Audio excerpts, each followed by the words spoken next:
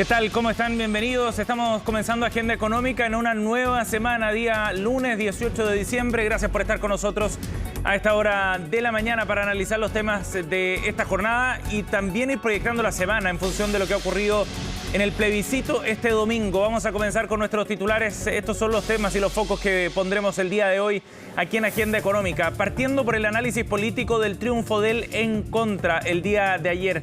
El mensaje ha sido bien claro de parte de distintos actores, partiendo por el propio presidente Gabriel Boric, que ha dicho que se cierra la discusión constitucional. Reconoce también que los políticos, la clase política está en deuda y llamó ayer en un mensaje en cadena nacional a poner el foco ahora en las urgencias de la ciudadanía y en responder a aquellas demandas en un tono que, por cierto, no era de celebración, a pesar de que se rechazara el texto constitucional que proponían fundamentalmente desde el bando opositor. ¿Qué es lo que viene ahora para acelerar las agendas? Es parte de lo que abordó también en una entrevista esta mañana el ministro de Hacienda, Mario Marcel.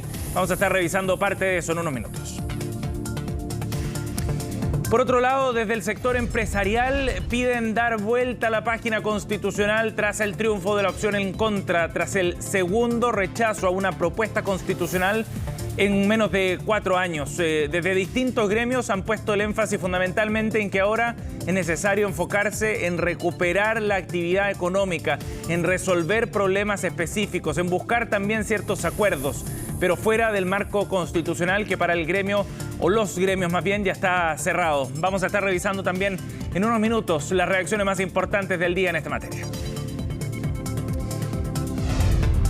Y por supuesto también vamos a estar revisando lo que viene para esta semana, bien importante en materia económica, con los pasos que va a dar el Banco Central durante estos días. Primero con la reunión de política monetaria, en la que veremos probablemente un nuevo recorte de tasa. La pregunta tiene que ver fundamentalmente con la magnitud de ese recorte.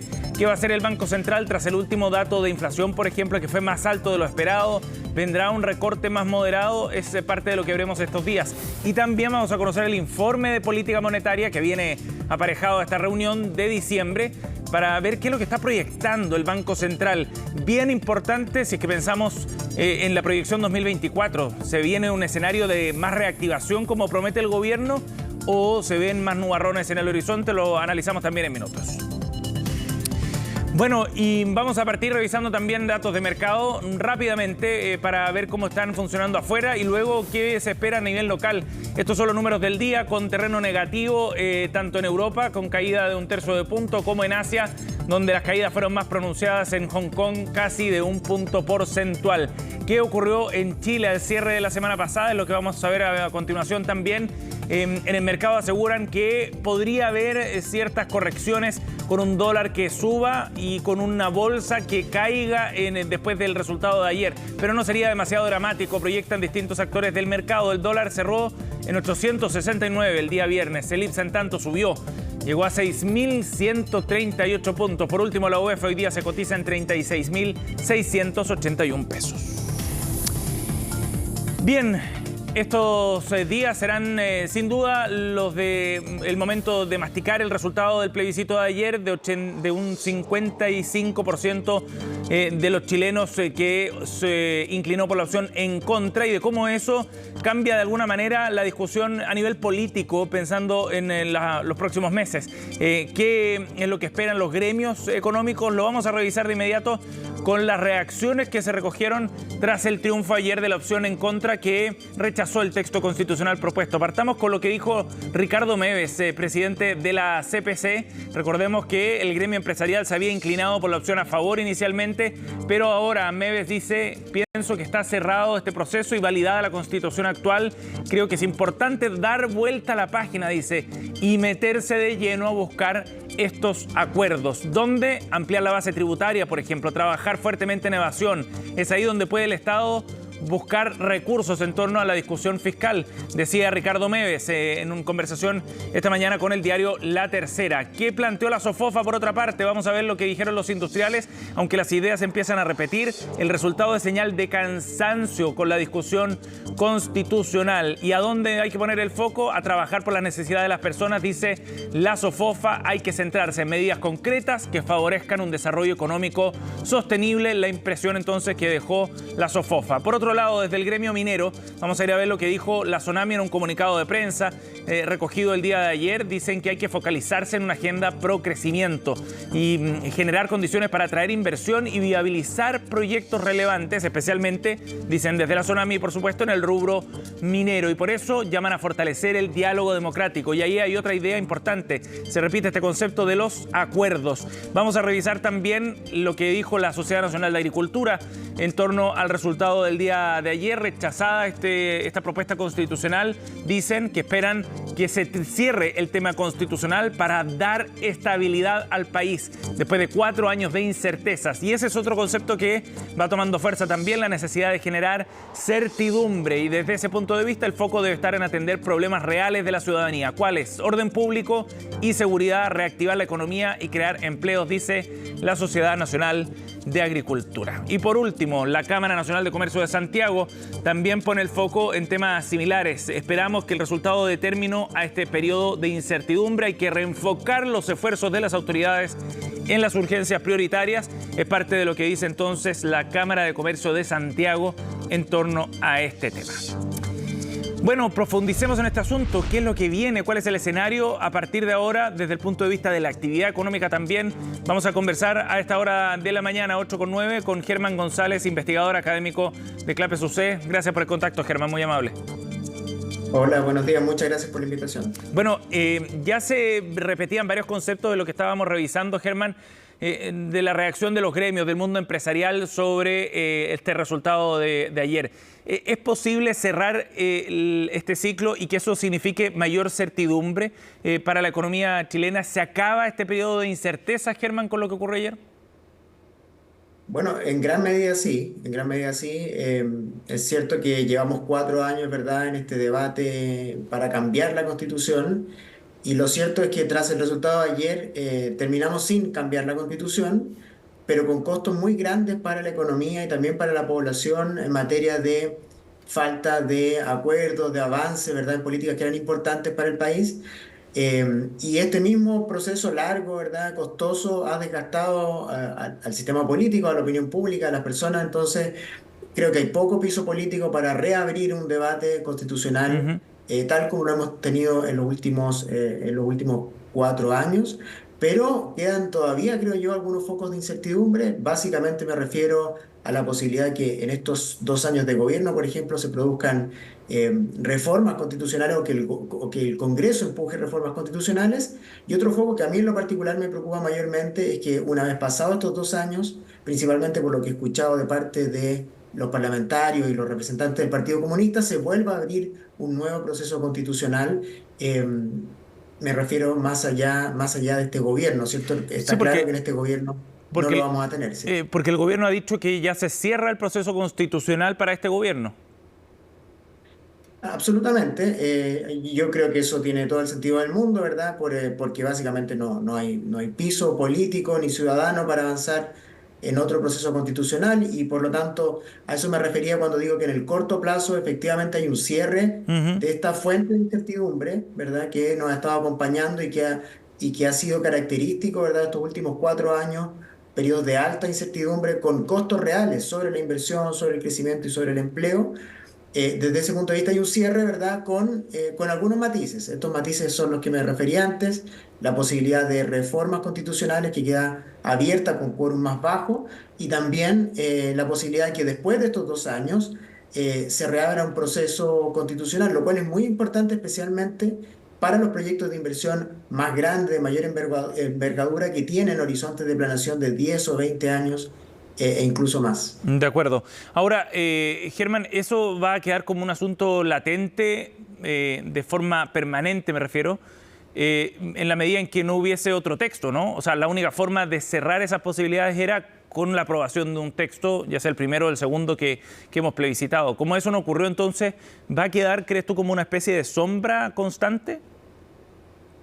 Yo creo que sí, yo creo que al menos en esta dimensión que estamos conversando, la opción a favor cerraba mejor este capítulo constitucional, y efectivamente no se cierra completamente, digamos, la posibilidad de que exista un cambio en la Constitución, y claramente la favor también generaba otras fuentes de incerteza, ¿verdad? Había que iniciar todo un proceso legislativo para implementar una nueva reforma, una nueva constitución, digo.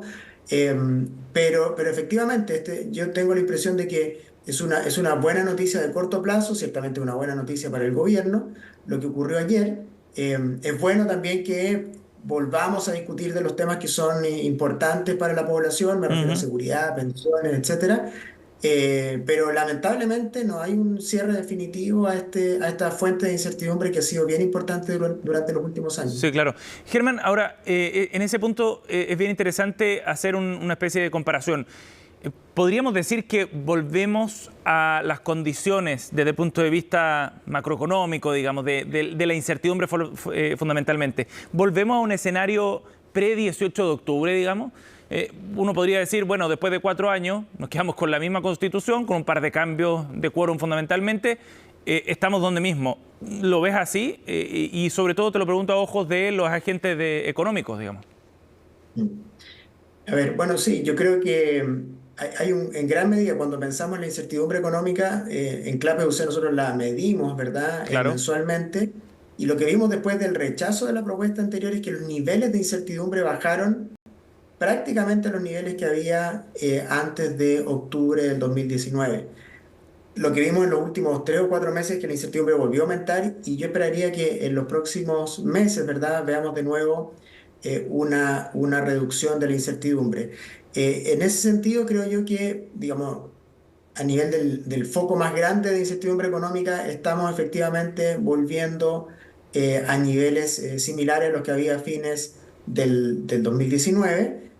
Sin embargo, con costos económicos, ¿verdad? Muy importantes en materia de cuánto significó, ¿verdad? De falta de avance, incluso de retroceso, ¿verdad? En inversión, en crecimiento económico y falta de avance en reformas importantes. Por lo tanto, el balance, no porque lleguemos al mismo punto, quiere decir que estamos igual. Hoy día estamos peor, a mi juicio, Ujú. en materia de lo que se dejó de hacer, la pérdida que tuvimos en términos de avanzar en reformas importantes en educación, por ejemplo, en pensiones o en salud, Sí. y lo que pasó con el crecimiento económico, creo que finalmente estamos en un punto más bajo, ¿verdad?, del que Germán, estábamos antes del estallido. Ujú. por último, ¿crees que el resultado de ayer sea suficiente para cambiar de alguna manera los ánimos, el rumbo, la aguja del crecimiento económico para el próximo año, por ejemplo, o para el próximo par de años? ¿O para eso se necesita más? A ver, yo creo que, en primer lugar, creo que este resultado es un alivio para el gobierno, que podría haber sido golpeado, ¿verdad?, de manera mucho más fuerte en el caso de que ganara el a favor. Yo creo que esto le genera un alivio al gobierno y permite que el gobierno retome su agenda. Esa agenda incluye el pacto fiscal, ¿verdad?, que considera medidas pro crecimiento, Ujú. entre otras, ¿verdad? Pero creo que no cambia este resultado la visión de la oposición al gobierno. Y de hecho, la oposición queda dañada después de este resultado. Y no creo que sea tan fácil, ¿verdad?, que entregue los votos para avanzar en las reformas que se necesitan. El país necesita más inversión, necesita acelerar en los proyectos de inversión, necesita más productividad, ¿cierto? Necesita también, por ejemplo, una estrategia del litio que sea mucho más pro inversión privada, Ujú. y yo no veo que con este resultado ese tipo de cosas cambien. Creo que lo fundamental es que vamos a tener un escenario, ¿verdad?, de mayor certeza, donde se retoman los puntos importantes. Considero importante también que el gobierno, por el presidente de la República ayer, se haya mostrado cauto respecto a estos resultados, porque creo que efectivamente son lo más adecuado, ¿cierto? Reconocer que hay un triunfo, pero que los temas más importantes van a seguir discutiéndose ahora en el Congreso, donde el gobierno no tiene mayorías De acuerdo. y va a tener que seguir conversando para llegar a acuerdos en pensiones, en salud y en otros temas que son relevantes. Y hacia allá apuntan, parece, ahora las señales. Germán, muchas gracias por conversar con nosotros esta mañana para este primer análisis del resultado de ayer. Gracias a ustedes por la invitación, que estén muy bien. Buenos Igualmente, días. buenos días. 8:17, vamos a la pausa y ya volvemos con más.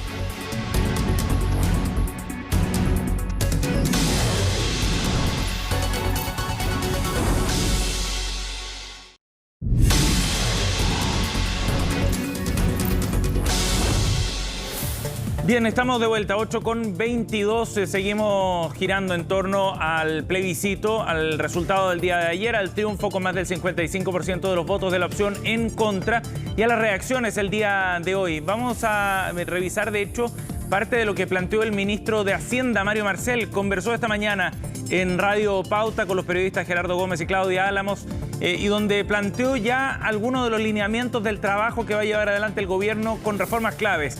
La política de los portazos, dijo Mario Marcel, de las líneas rojas, de las descalificaciones, tenemos que trabajar para erradicarla. Dijo el ministro, la ciudadanía quiere acuerdos, necesitamos un conjunto de iniciativas cuyo propósito no es una cuestión ideológica, es generar recursos para aumentar la PGU, aumentar la cotización previsional. Yo creo, dijo Marcel, por último, que tenemos que tener claro que la señal de ayer de esa forma de hacer política, la ciudadanía nos dice que ya no la acepta. Muy en línea con lo que planteó el presidente Boric también el día de ayer en esta cadena nacional. El ministro llamaba a esta idea de los acuerdos, no es un tema de perder o ganar, la gente ya no tiene paciencia, decía. Hay 10 años que no podemos hacer una reforma previsional, ponía como ejemplo el ministro Marcel, y ahí estará el foco entonces del trabajo a partir de ahora. De hecho, el tema de la reforma previsional, el pacto fiscal, la crisis de las ISAPRES aparecen como 3 asuntos prioritarios en el horizonte para el ministro de Hacienda y para el gobierno en general. Vamos a conversar de este tema también, a la luz del resultado de ayer, qué es lo que viene, cuál es la mirada también desde el mundo empresarial. Estamos junto a Bernardo Larraín Mate, que nos acompaña a esta hora de la mañana, expresidente de Sofofa y parte también del Centro de Estudios Pivotes. Gracias por estar con nosotros, Bernardo. Muchas gracias a ustedes por la oportunidad. Bernardo, ¿cómo analiza usted la señal que ha dado la ciudadanía ayer con el rechazo a este nuevo texto constitucional? Bueno, yo creo que hoy día en la mañana es mejor hablar, ¿no es cierto?, de lo que viene. Tú hablas de pacto fiscal, en fin, yo creo que se hablará desde la política, ¿no es cierto?, de un nuevo ciclo, que es lo que pide la ciudadanía, ¿no es cierto? El problema, en el fondo, es que ese concepto no quede en palabras vacías, digamos. Se nos dirá, en el fondo, que hoy día se requiere no un pacto constitucional, sino que un pacto fiscal, dirán unos, un pacto por el crecimiento, dirán otros. ¿Y cuál es el riesgo? El riesgo que esos titulares queden en bonitos títulos, pero queden vaciados de contenido sustantivo, digamos. Entonces, desde la sociedad civil, desde el mundo empresarial, tenemos que constructivamente poner el foco en las modernizaciones sustantivas que deben ser el contenido de esos titulares. Incluso la palabra pacto yo creo que se ha desprestigiado un poco, digamos, porque ¿cuántos años llevamos hablando de pacto por pensiones, por el desarrollo, un pacto fiscal, y no logramos en el fondo generar las reformas sustantivas que se requieren para que esos pactos sean realidad? Pero ¿a qué se refiere usted con dotar de contenido, por ejemplo, para que se haga carne, digamos, ese llamado que han hecho distintos actores de generar estos acuerdos, abordar estos temas urgentes? Mira, yo no dudo, por ejemplo, de la buena intención y del objetivo que tiene el ministro Marcel con el pacto fiscal. Básicamente, creo que incluso el documento que circuló hace un par de semanas, que le presentó a los partidos, es un buen punto de partida de ese pacto fiscal. El riesgo está en que se inicia en los próximos 2 años un ciclo electoral. Son 5 elecciones municipales, gobernadores, primaria presidencial, parlamentaria, elección presidencial. Y eso, sumado a la inercia propia de la política, hace que muchas veces estos pactos se transformen en una lista de lavandería de medidas administrativas, no las cuestiones sustantivas que tienen que estar incluidas en ese pacto. Por ejemplo, una mala señal es que desde el mismo oficialismo haya resucitado, ¿no es cierto?, una política pública profundamente regresiva, como es, ¿no es cierto?, la condonación del crédito con aval del Estado, digamos. Entonces, por otra parte, en el fondo, si uno ve una de las reformas sustantivas que debe tener el pacto fiscal en su componente de crecimiento, es la modernización del sistema de evaluación de impacto ambiental y de todos los permisos sectoriales. Pues bien, antes de que el ministro anunciara, ¿no es cierto?, el pacto fiscal y circulara ese borrador, la ministra de Medio Ambiente circuló una presentación que al menos uno puede decir que tenía algunos objetivos contradictorios con los del ministro. Lo dijo Pablo Badenier, ex ministro de Medio Ambiente. Si yo leo esos anticipos, no veo ninguna medida que vaya en el sentido de acortar plazos y bajar certidumbre para que se puedan desarrollar los proyectos de inversión, que es uno de los grandes desafíos que tenemos en Chile. Entonces, a eso me refiero. Puede haber un buen título, puede haber una buena intención del ministro, pero desde su mismo sector empiezan a darse señales erráticas. Y esto de lo que algunos interpretan un triunfo del oficialismo, cosa que yo no comparto, puede dar lugar a que ciertos sectores se entusiasmen con las agendas originales del oficialismo. Y creo que la condonación del CAE es una buena muestra de ello. Ajá. Pero en ese sentido, el que debería ordenar la casa, digamos, dentro del gobierno, es el propio presidente. Y él ha dicho bien claro ayer, dando señales a su sector, digamos, a actuar con humildad y no repetir los mismos errores del pasado. Ni celebración, arrogancia, decía, humildad y trabajo. Ahí está, hay un mensaje bien claro del presidente Boric. Sí, bienvenido. Y el punto es que la política se construye entre los que están en la política profesional, en el Ejecutivo y el Legislativo, y quienes estamos, por así decirlo, desde la sociedad civil, tratando de poner los temas en la mesa. Creo que el punto es que hay que tener un sano escepticismo de que realmente estos pactos fiscales o por el crecimiento lleguen a puerto con reformas sustantivas. Si no abordamos, por ejemplo, otro tema fundamental del pacto fiscal, cambiar o sea, modernizar el Estado de forma tal, digamos, que el gobierno de turno y sus funcionarios de confianza sea una excepción y esté completamente separado de la administración pública profesional, meritocrática, eso es, obviamente el Estado no va a seguir con crecientes grados de captura. Esa es una reforma sustantiva que hay que enfocar. El pivote la hemos empujado y la vamos a seguir empujando. Sí, eso quedó en un artículo de la Constitución. Lamentablemente el texto se rechazó por otros motivos, pero bueno, esa reforma al régimen de empleo público es fundamental en el pacto fiscal. Eso es el tipo de reformas sustantivas que se requieren para que estos titulares sean tangibles, sean reales y lleguen finalmente a resolver Bernardo, las razones. Sí. Y en ese sentido, con el resultado de ayer, muchos dicen, bueno, se cierra la discusión constitucional. ¿Se acaba la incertidumbre entonces o se mantiene? Bueno, yo creo que la incertidumbre de que se reabra el proceso en un par de años más está presente, lo han dicho varios figuras del oficialismo diciendo que el compromiso es por lo que queda de este mandato, de este periodo presidencial, que quedan 2 años, y por lo tanto insinúan que luego podría reabrirse la discusión constitucional. Bueno, obviamente que eso genera una cierta incertidumbre, pero más relevante que eso, yo creo que la incertidumbre y la agenda de volver a crecer se va a resolver si es que vemos contenido sustantivo para enfrentar, en el fondo, nosotros en Pivote hemos hablado de 4 crisis que tiene el país y que hay que transformarla en cuatro prioridades, de forma tal de que las reformas que se requieren no sean ignoradas por el sistema político. Y las 4 crisis son, primero, la disfuncionalidad del sistema político junto con la creciente captura del Estado. Esa es una crisis. La segunda crisis es el estancamiento de la economía.